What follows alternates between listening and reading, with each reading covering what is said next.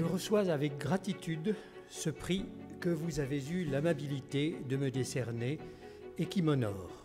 Le prix Montaigne donc a été créé par la mairie de Bordeaux et par l'Académie du vin pour récompenser des œuvres littéraires portant des valeurs d'humanisme, de tolérance et de liberté, chers aux philosophes, humanistes et écrivains de la Renaissance, lointains prédécesseurs de Pierre Urmic. Ce prix est un repère de plus en plus utile dans une société où les mutations s'accélèrent et où nos concitoyens ont besoin de valeurs fortes, empreintes des principes essentiels et fondamentaux de la République. J'ai voulu dans ce livre rendre à la résistance et à la France libre l'honneur qui, à mon sens, leur est dû. J'ai voulu restituer la dimension mystique qui n'a jamais été absente de leur entreprise. Il y a eu, en effet, j'en ai la conviction, du sacré dans cette entreprise.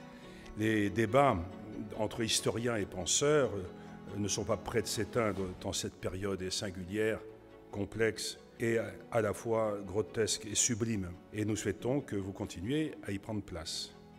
Vous avez montré que, en replaçant les propos de l'époque dans leur contexte, dans leur pluralité, ce que c'est que le rôle d'un historien.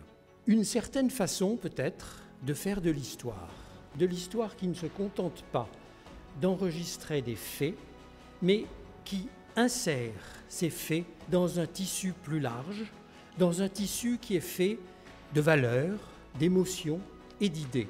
Dans une époque où on pense, où on nous demande de penser de plus en plus vite, de plus en plus sommairement, d'avoir des essais qui nous donnent un peu de recul, qui nous permettent de penser au beau sens du terme, c'est très utile. L'Académie du vin offre traditionnellement une dotation assez convoitée. Je pense que vous saurez apprécier ces flacons. Grâce soit rendue à tous ces anonymes et à tous ces illustres qui ont permis à la France de se regarder en face. Je vous remercie.